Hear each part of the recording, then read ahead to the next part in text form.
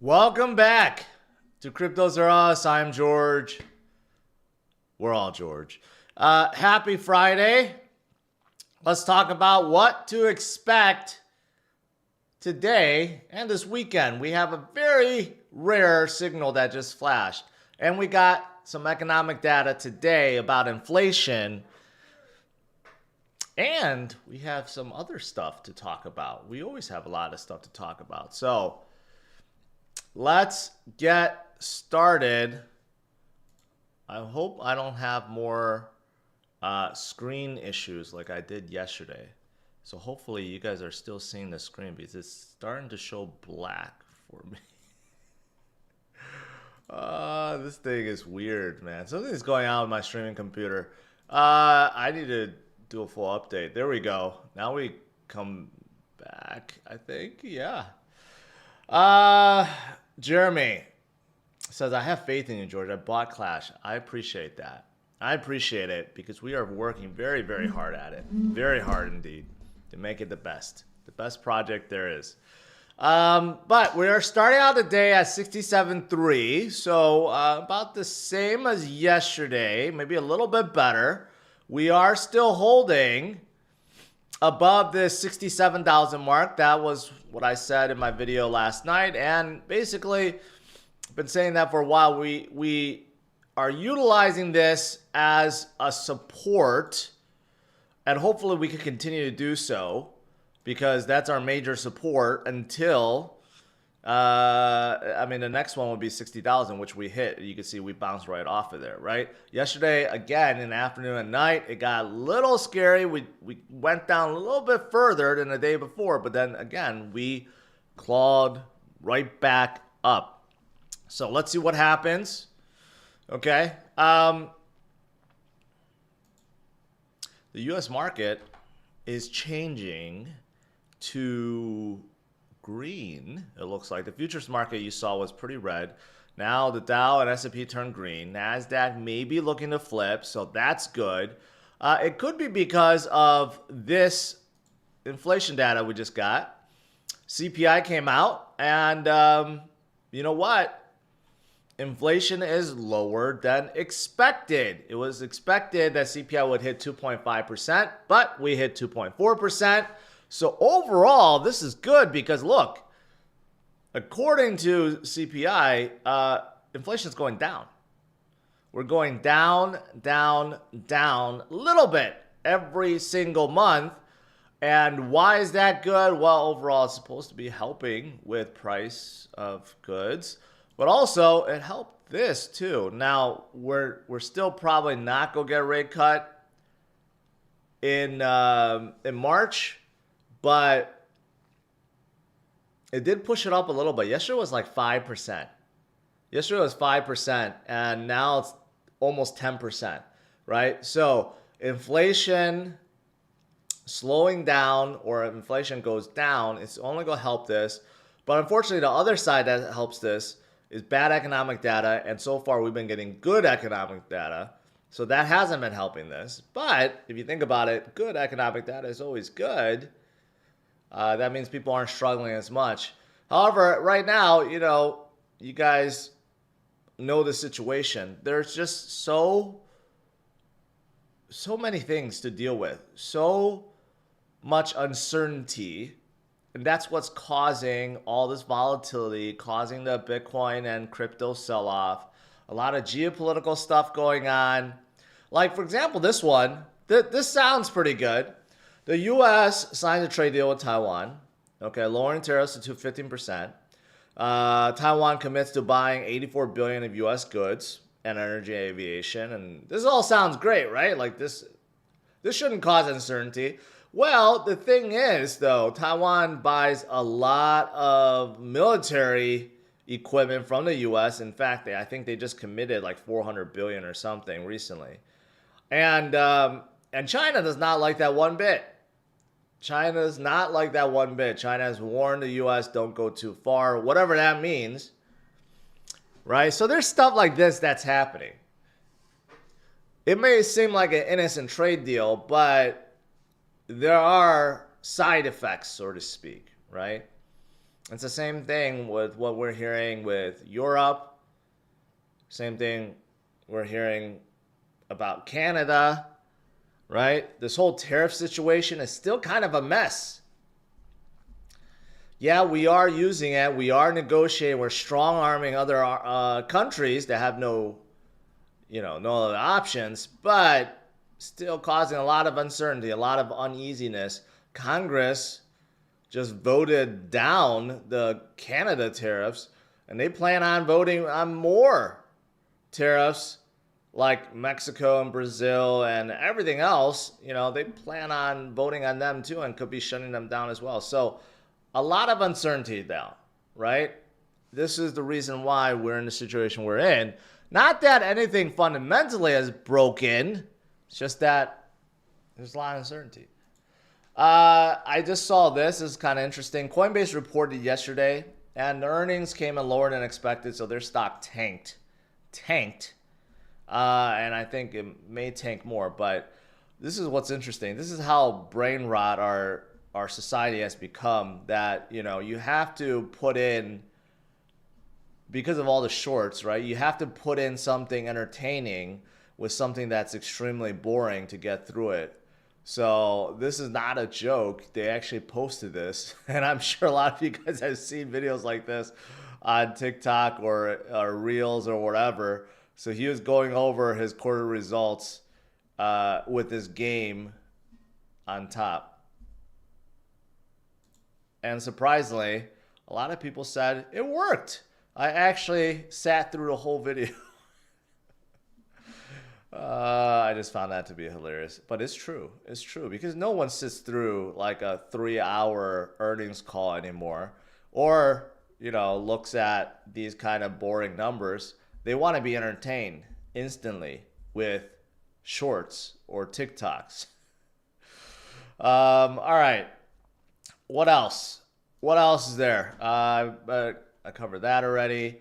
Yeah, so this is also interesting. Even though we're seeing a lot of outflows from ETFs, like, for example, 410 million yesterday with Bitcoin, 113 from ETH, 6 million from XRP, 3 million plus for Sol. Even though we're seeing that, it's important to remember how much the overall, like the bucket is versus what's flowing outwards, right?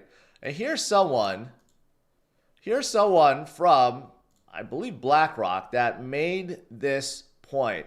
Take a listen here. A misperception out there that like it's a bunch of hedge funds in ETFs that are creating volatility and selling. That's not what we're seeing. If you look at IBIT last week, on a week that was tumultuous, obviously, in the Bitcoin market, we had 0.2% of the fund redeem, right? So if there actually were hedge funds that were massively unwinding trades that they were running in the ETF, you would have seen billions out. We saw many billions liquidated on these levered perp platforms. The ETFs have been very steady. See, that's a good point. Okay. What we hear about right now is like massive liquidations on exchanges, billion here, billion there, right? And that's probably has a lot more to do with what we're seeing in terms of price action. But yeah, if you look at it, even though like 400 million doesn't sound good, we get these periodic ones where we have massive outflow, but then we have inflows. Like we had inflows during this week too. But if you look at the overall number, it's still very small percentage versus how much is being held within. So that he makes a very good point. It's not like all the hedge funds and all the sovereign funds and all the funds out there, they're massively dumping their Bitcoin ETFs. No, it's a very, very small percentage. So it goes to show you the big money, the institutional money, they're not leaving. And they're not the ones also that's causing this, right? It's more likely it's the market makers, the exchanges, and all the liquidations that we have. Those those things. And plus, we do have some long-term whales that did sell recently. It's probably a combination of these things that's causing it, not anything else, right? So just to keep that in mind. All right, moving on. What else is there? Van Eyck, a giant fund company, just said on air. Portion of that energy towards mining Bitcoin, which gives them some sovereignty over their own printing press. And we now count 13 different countries that are mining Bitcoin at the central government level. You hear that? You also have countries that are not selling. You have countries that are mining at a central bank level. It's like their way, okay, of creating fiat. Their central banks allow them to print unlimited amounts, but they know they can't do that with Bitcoin. So the next best thing is to run their own mining operations. So again, you know, it's like right now what we're seeing, fundamentally, nothing has changed. In fact, fundamentally, Bitcoin has gotten stronger, way stronger this cycle than previous cycles. It's all the little stuff that we have now, right? Like all the leverage that we have. And we have a lot of other things like options and futures and all these derivatives that's really affecting things, right? And that's unfortunate. I mean, that's part of the maturity process. You have more and more like paper products, so to speak, right? But yeah, it's important to realize that the big money is staying in, countries are staying in, because they know Bitcoin's not going to go anywhere. Short term, anyone's guess, could have more volatility. We could have more retracement. We could have a bounce pretty soon. No one really knows, but people do know, including myself, know that long-term Bitcoin is just fine. Just fine. California's pension fund just disclosed they're buying or have bought $60 million for their MicroStrategy. Even though MicroStrategy has been down, but it does not matter. That's their proxy to Bitcoin, right? Maybe they can't buy Bitcoin directly. They're buying it, you know, MicroStrategy instead. And Coinbase itself is still adding. Even though I still theorize that Coinbase has a lot more hidden Bitcoin and crypto than people realize, and maybe they don't need to disclose that first because of some technicality or something. But this shows that they bought 841. But I know they have a lot more. They have a lot more than people don't realize. You know, years ago, here's a side story. Years ago, I was bored one day and I was looking at like Litecoin. I went back to the Genesis block of Litecoin, and like months and months afterwards, all the mining of Litecoin, where it went. Guess where it went? It went to Coinbase, because Charlie Lee, who's the founder of Litecoin, he was working at Coinbase at the time, right? Like when Litecoin was announced, all the mining of Litecoin went to Coinbase. Like, I don't know how many months it went on for. And you know, mining at the beginning gives you the most, right? And I refuse to believe that Coinbase sold all of that Litecoin. You know, so like there's a lot of stuff like that I think are like hidden. I'm speculating, but I think a lot of situations like that, you know, it may be like off the books or something like that. And you just don't know. Anyways, side story there. All right. Now, today we have 2.9 billion. Speaking of paper derivatives, we have 2.9 billion in Bitcoin and ETH options expiring today. Whenever you have expiration day, usually there's like some volatility. Okay, because whales are trying to move prices. to fit these options, and sometimes they have enough power to do so.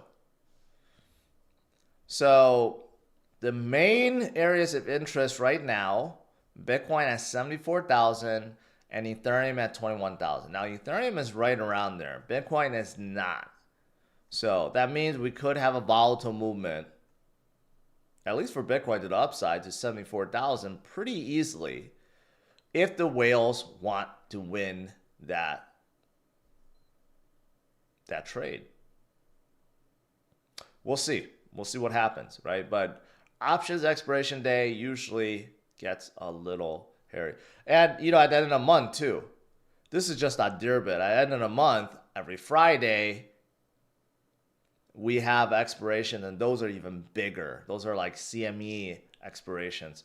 And you get a lot more volatility on those days. So we have that in a couple weeks, too. This is one of those things. This is one of those rare signals. Okay. Look at this, the accumulator addresses. Look at how it is now skyrocketing while the price has been going down. See, this is what the smart money and the big money does. While retail is panicking or getting liquidated, what they're doing is accumulating behind the scenes. Okay. And they do it in a way it doesn't disrupt price. Hey, they want price to stay low. They want it to go lower because they could accumulate more. Like stuff like this, you can't fake. The data shows. It's pretty obvious when we go down, the accumulator addresses start skyrocketing. Right? So that's why for us long-term holders, if we can't buy, we're out of powder or cash. The next best thing is just to hodl. That's it. We know we will get through this. Maybe we have to wait a few weeks. Maybe we have to wait a few months. Maybe until midterms, right? Until November. That is in 10 months. Maybe we have to wait 10 months. But we know waiting and having patience is how you win at this game, at investing. That's how you win. Otherwise, if you're impatient, you decide to dump, or you're trading, or whatever, usually you end up losing. And if you look at this, again, another one of those rare signals that we haven't seen in years. This is going back to 2022. This is a simple one. Just RSI. Weekly RSI. We have now touched upon a point that we haven't seen since 2022, 4 years ago. And the last time before that was 2019. Guess what? Those were the times at crypto winter bottoms. Look at the last 3 times this has happened. The bottom of 2016, the bottom of 2019, the bottom of 2022, and now we are at the same oversold level as those 3 times. So what does that tell you? We are at extremely oversold levels. Can we go a little bit more? Yeah, sure. But we are definitely a lot closer to bottom than we are to top. That is a certainty. That is 100%. So just think about that. When you have that itchy trigger finger and you're like, I gotta do it. We may go lower. Think about this. All right. Last few things. BlackRock is doubled down on Bitmine, at least positions. So they have increased their shares of Bitmine. 165%, 166% increase quarter over quarter. Why do you think that is? Again, a big institution. You would think right now, right? Tom Lee is feeling the heat, People will be selling Bitmine because he's sitting with a huge unrealized loss right now by holding on all this ETH. You think no one will want to touch that, right? Wrong. BlackRock continues to load up more. Why do you think that is, right? So, again, these guys are focused long term, not short term. Long term. And they definitely believe that this, ETH treasury will work long term. Otherwise, they wouldn't be buying so aggressively. That's $250 million already. And they may be increasing that to billions in the next few years. Think about that. And then lastly, I saw this. You have the CFTC that has created this thing called IAC, Innovation Advisory Committee. And they have all the major crypto companies, or at least their CEOs in it. And you have some traditional finance CEOs in there. And basically, it's for innovation, right? It's to talk about things and to make sure that things are progressing forwards, not backwards. So you have Brian Armstrong, you have Brad Garlinghouse, you have Robinhood CEO Vlad Tenev, you have Solana founder Anatoly, Uniswap founder Hayden Adams, Chainlink founder Sergey, and you have the CEO of Kalshi, and you have leaders from betting platforms like FanDuel and DraftKings. That's how big it is. They have to include even prediction markets and even the betting markets. They're all in there. They're all going to become super legit and friendly, and they're going to be advising on how to move forward. That is awesome. That is awesome. All right. Let's see. The U.S. market flipped to the red, unfortunately. Robinhood is actually, today is a good crypto day. Coinbase is up 9% after their quarterly miss. Strategy up 6%, Robinhood up 3%. This is very encouraging because if they continue to go, Bitcoin is going to flip above. Remember that 74,000 options, that's like a critical level a lot of option traders want to see. If Wall Street's buying today, we could definitely see some big moves. Let's see what happens. But speaking of Kalshi and DraftKings and FanDuel, people love to make predictions. Hopefully you guys got this prediction in. We've been doing this every single day in terms of live viewers on this stream, also duration of this stream, right? I see the volume go up every day, so I know a lot of you guys are participating, having some fun.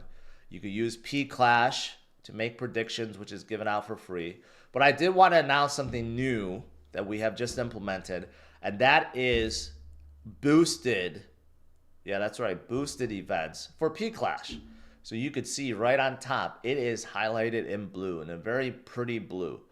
So what this is meant to do is just drive more engagement, get people to feel more excited and earn more, because with boosted, we start things out with a set number, in this case, 5,000 P-Clash. So every single option starts out with plus 5,000 P-Clash. So as you can see, it increases the multiplier dramatically and causes people to bid. And I think the All-Star game, the NBA All-Star game, and the whole weekend, there's going to be a lot of events. We have a lot of stuff on there. But that is something new that we have. That's only for P-Clash, though, not for Clash events. We can't boost Clash events. But that is something new that we have. So hopefully you guys enjoy that. And we have many, many, many other predictions up there. So you guys can, check out everything that's on ClashPicks. And we are gaining more users every single day. And people are definitely enjoying it. We're seeing the trades and volume go up every day. And the platform has only been out for 2 weeks, a little bit over 2 weeks. and we have seen millions of volume already. This is how strong the Clash project is and how great ClashPicks is. All right, let's do some Q&A. My screen is blanked out, so now it's gonna be harder for me to navigate. I thought it was my camera, but I think it's my software OBS that's doing this. It's causing problems here. My screen is completely blank. Okay, now it's back.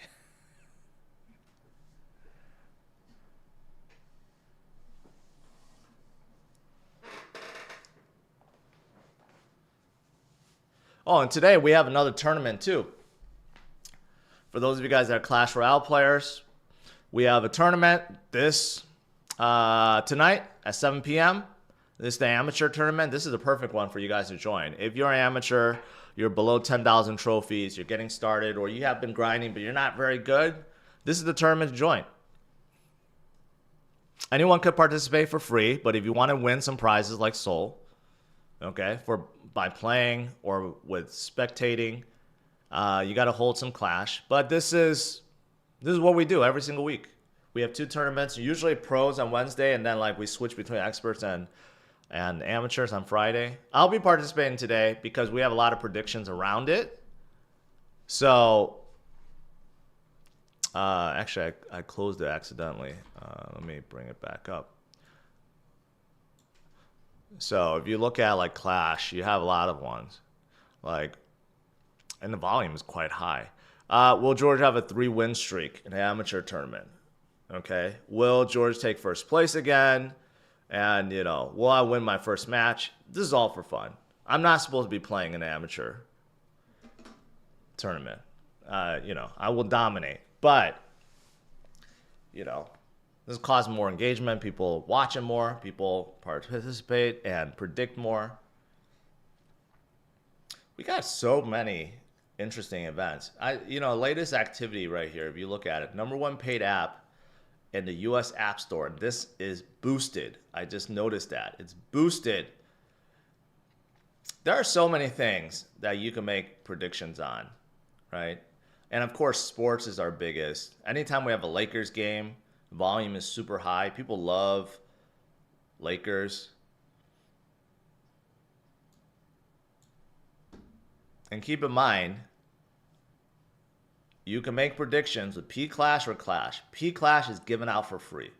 You don't have to buy it. You just hit claim P-Clash and you get it, right? So for some of you guys, you're like, I'm not going to spend Clash. I'm not going to use real money. That's fine. Use P-Clash. We have events in P-Clash and Clash. And soon we'll have it for Sol and USDC too. And that's going to be a big game changer. That will be coming up soon.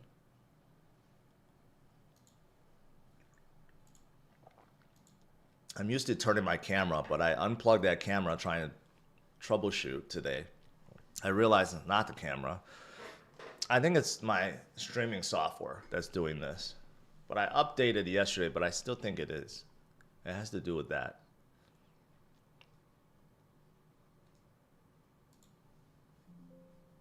It says there's no updates available.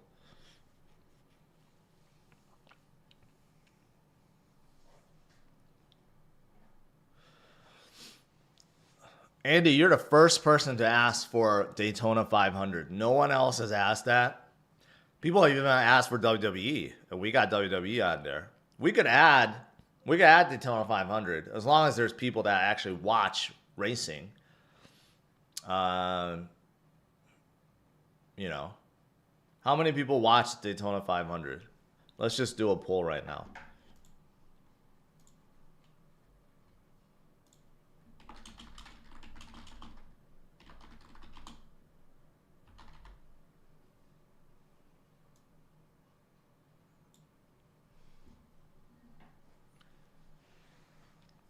Let's see. I'm willing, like, me and the team, we're always searching for new things to add, new categories that we haven't thought of. Sports is definitely the biggest one, by far. So if there are more sports that we can add, we will do it. So like racing, just want to see how many people actually do watch racing, like Formula One, Daytona. I don't know. I don't know what else. Le Mans. I don't know when those goes on.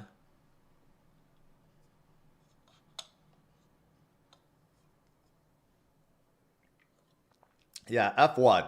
It seems like everyone is into F1. Yeah, we have soccer on there, but low volume. Most of the audience right now is from the US, though in the analytics, Canada's number 2. We have over 8% of the users on ClashPicks from Canada. And the number 3 is UK, like 5%. But over 60% is from the US.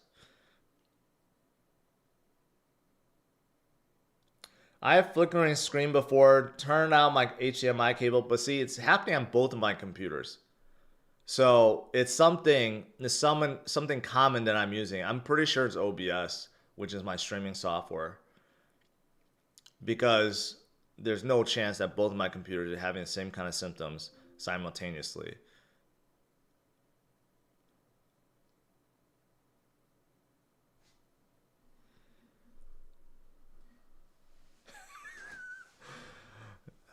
Josh does not like NASCAR.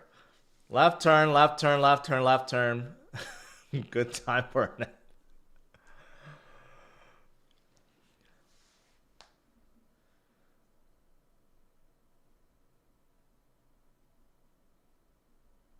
I got a funny story about the Indy 500. It's a little racist, but it's funny. It's funny as hell. I went to the Indy 500 maybe like, I don't know, 10, 15 years ago. I went with another friend who was Asian and a friend that was white. So we drove up and, you got these ticket guys in the parking lot. I mean, at the entrance. You're not even like in there yet. And that's usually how like you tell them how many people are in the car and how many tickets you need to buy. I don't know why. I still think about this because I think it's so funny. So the guy comes up, and like you go to Indy 500, there's like no Asians there, none whatsoever. So we're like totally two. So he rolls up and he's like, "Yeah, 1 adult and 2 Asians, please."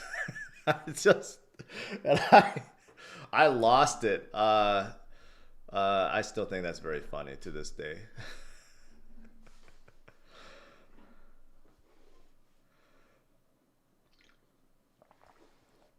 That was like maybe 15 years ago. Maybe, yeah, it was like 15 years ago.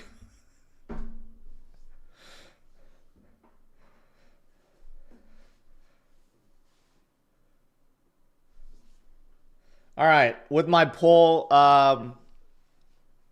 seems like only 19% of people watch it. 19%, I mean, 19% out of 240 is still, I guess, a large number.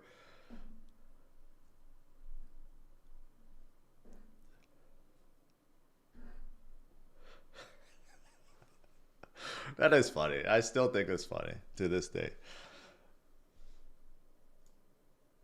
All right, 20%.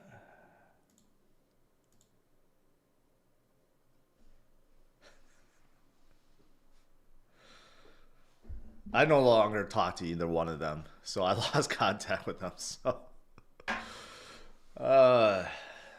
funny stuff. Anyways, it's Friday, so what do you guys want to talk about? Clash, still holding. We went down a little bit. We had some whale that sold, and he gave me reasons why. But we're still holding very strong at 36, 37 million. But we have a lot of things planned. I know that a lot of things are in the works, so I'm telling you guys that ahead of time. Don't fade Clash. Coinbase is having a really good day right now after falling in the aftermarket, pre-market red. Now it's plus 11%. Maybe their little video is working.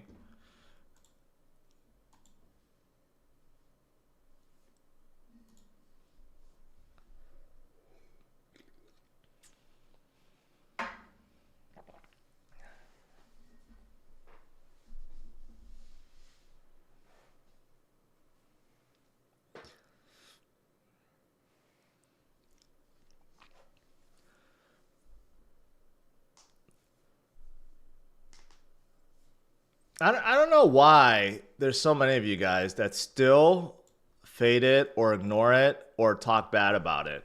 You're here, obviously.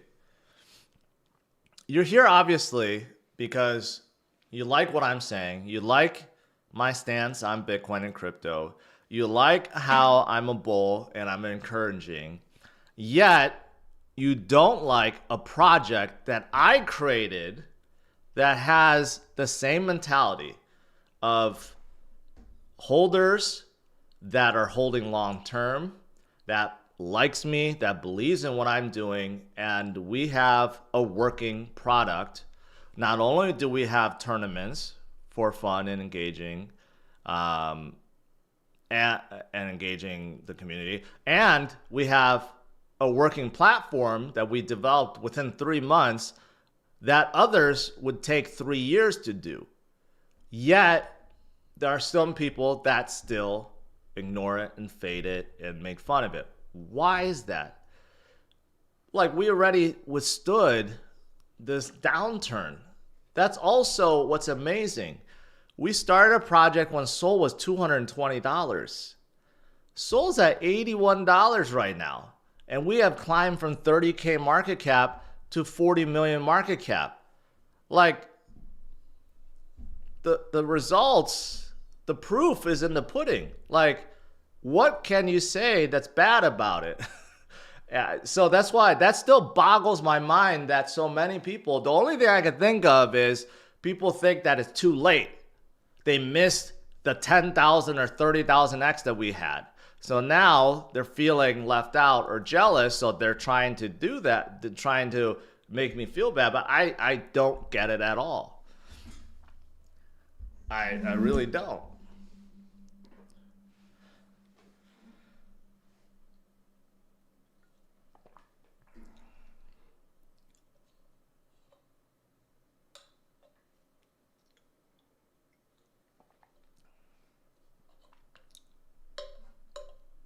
Look at Bihan is saying, that's how it is. Look at how long you faded XRP. Am I the founder of XRP? Are you the founder of XRP? If you were Brad Garlinghouse, you could say that to me. But who are you? You're just a random person that's XRP holder. I didn't create it, so why should I be so enthusiastic about XRP? Right? But I am the founder and creator of Clash and ClashPicks. So of course, I'm going to be enthusiastic about it. Of course, I'm going to be talking about it on my platforms. People are expecting like, oh, I can't talk about my own product on my own platform. That makes no sense.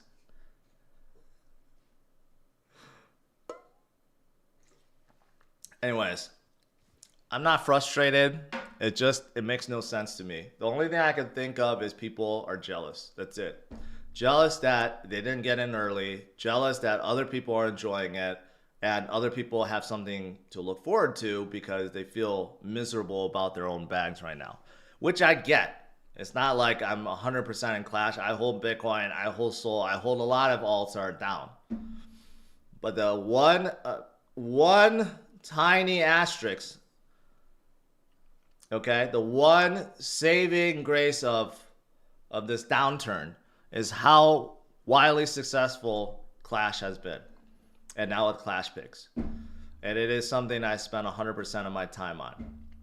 So I look at all these memes, these 500, 800 million, billion, 2 billion memes and projects back from 2021 that now have slid down to nothing.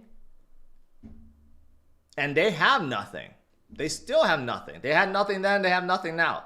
And we have something. That makes me so looking forward to when we do recover, what Clash is going to do. It's going to be amazing. Like, if we could do this well during a downturn, I can't imagine how well we would do in an upturn. And once the exchange listings come in and more partnerships come in, it's going to be absolutely amazing. Like, for example, here's an example of a partnership. Dex Tools. You guys all know Dex Tools.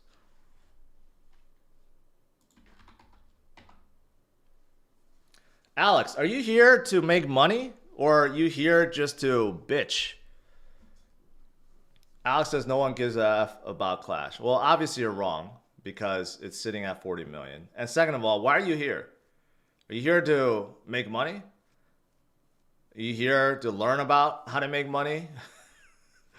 So if you're not, then you shouldn't be here. If you are, then why would you ignore my project that has made a lot of people a lot of money? A lot of money. And will continue to do so as it goes higher. But anyways, speaking of DEX tools, you guys know DEX tools. The two major, token, I don't even know what you call this, like token listing platform. You got DEX Screen and DEX tools, right? So DEX tools came out with this on the bottom called Perp Tools. It's an AI perpetual futures trading platform. So they have AI, they have perps on here, but overall it's a trading platform, and they want to make it even better. So right now they have all the usual stuff, right? All the charts and fancy stuff, but they also have like a portfolio and points and all these stuff. The reason why people are coming on board and earning points, I'm not connected to my wallet, but you can earn points because eventually they're going to do an airdrop. Okay, like all the other major wallets or dexes or whatever, like Pump did that, and Jupiter did that, Jitto did that. All these guys airdrop, right? So they're going to airdrop a token at some point based on points accumulation. But anyways, they already have 15,000 people on here, really highly successful right off the launch. And basically, we have solidified a partnership with them with ClashPicks. So they're going to be offering a menu item called Prediction, and it's going to lead straight into ClashPicks. This going to be absolutely huge. It's going to 10x our users basically overnight. And they're going to have an incentive program where just like users earn points by trading, they will earn points by predicting on our platform. So that's the type of example that I'm sharing with you guys about partnerships that we're doing. We'll be integrating with other major companies and brands, even with conferences. Hopefully we could get something done with the Bitcoin conference this year, because they have shown interest where we can do a lot of marketing and engagement stuff, activation stuff with their users. But there's a lot that's going on. No one else is doing this kind of stuff. Like really. So that's why, and glad to see Bitcoin's coming up. We might actually go all the way up to 74,000 because of the options thing, but this is what I'm saying. Like, you look at all the other meme projects. I don't even consider us a meme project anymore. But you look at all these other meme projects like Popcat, Moondang, or Giga, or whatever. These guys that hit $1 billion last year. What the F do they have? They don't even have a leader anymore. Turbo. People used to talk about Turbo. Do you know Turbo founder disappeared? And the socials are led by a group of volunteers, and they have absolutely no idea what's going on with the project. And same thing with all these other projects. You have no idea who they are, what they're doing, which is nothing. And that's why they have all fallen 99% from their top. So, like, just think about that. And think about what we have, led by me, and the marketing of CRU. And we have something, a very hot working platform that's going to go a lot higher. I mean, just think about when we have an upturn, when Bitcoin comes back to 100, 125, 150, 200,000, and Sol becomes $1,000, where Clash will be then. I think we'll be well above $1 billion, probably 5 to 10 billion then.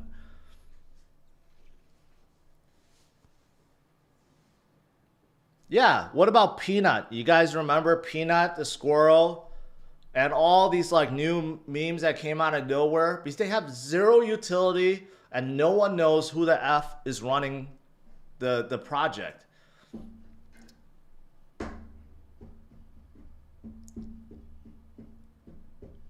Anyways, that's enough ranting. Yeah. Just Yeah, it's weird. It's weird.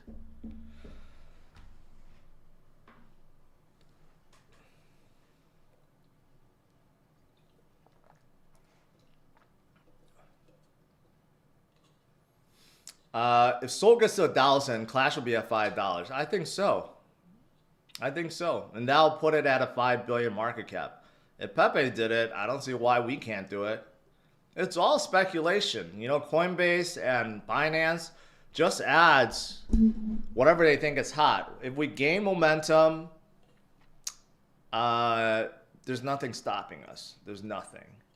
And as ClashPicks picks up more volume, Clash will become more deflationary.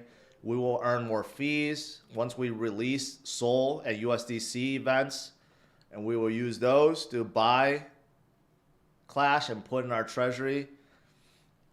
So we're going to have immense buying pressure too. It's going to be, I mean, it's set up beautifully, perfectly. It's a genius system.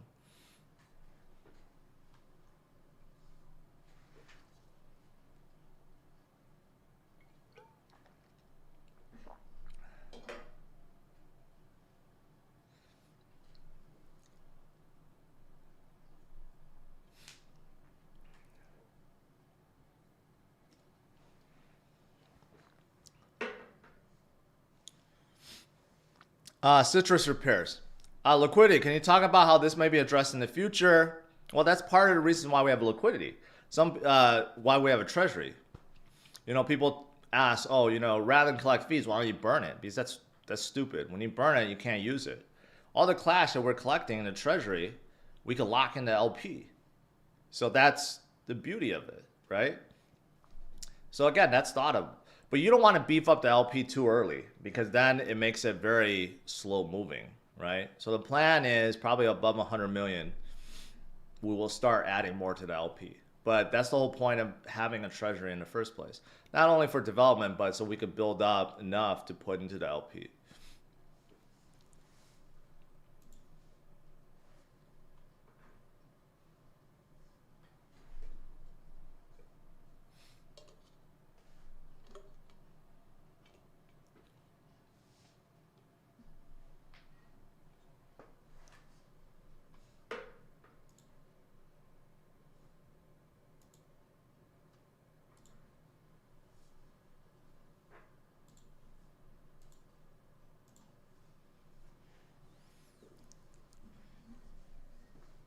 Man, my screen, my OBS, I gotta use some different software or something.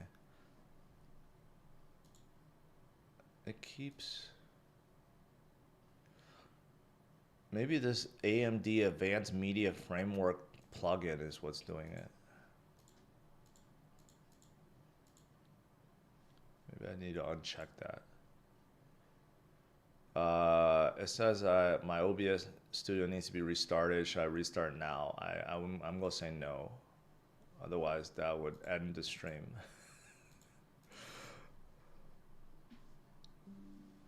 Do I eat breakfast every day? No. Sometimes I do, sometimes I don't. A lot of times I could last until lunch. So that's kind of like a short fasting. But sometimes I'm just really hungry. And I find when I do eat something, I tend to have more energy for these live streams. But today I didn't eat it, and I was fine. I did Windows update. There's no Windows updates available. I've tried. I searched for like video card drivers. There's not any new ones. Usually it's like all pretty automated now. So I don't know. It just came out of nowhere. It's some kind of software that I have on both of my computers that's causing this.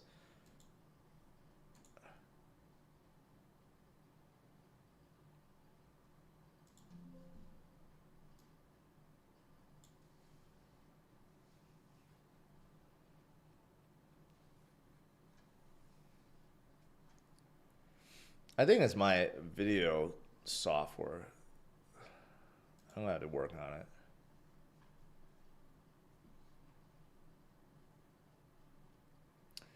NY, where do you think Bitcoin will be 5 years from now after the halving? Probably like 500,000, something like that.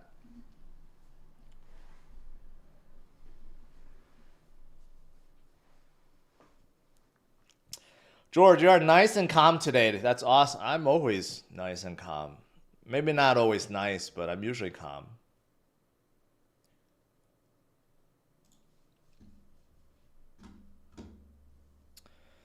What are people bidding on right now?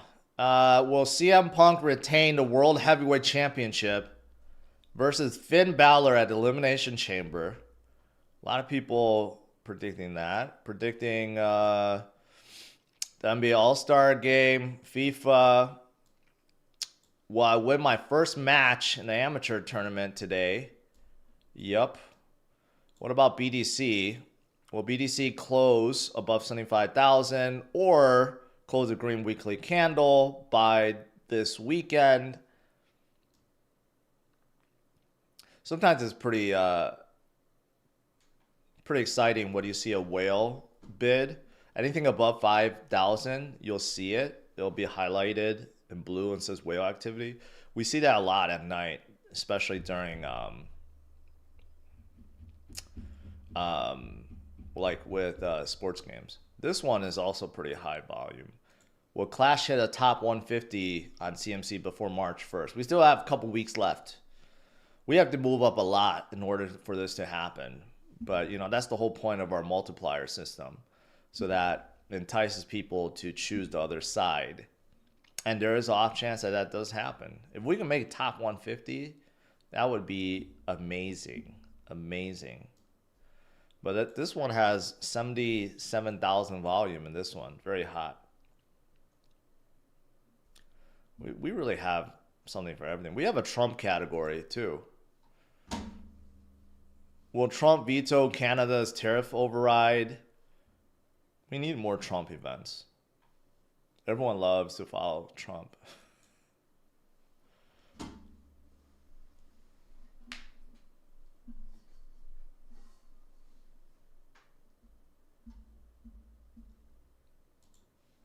Nick says, OBS tips. Force OBS to use the dedicated GPU, switch, capture, disable hardware acceleration, update GPU. I'm gonna redo my video software. I think that may be the problem. I'm gonna uninstall and reinstall.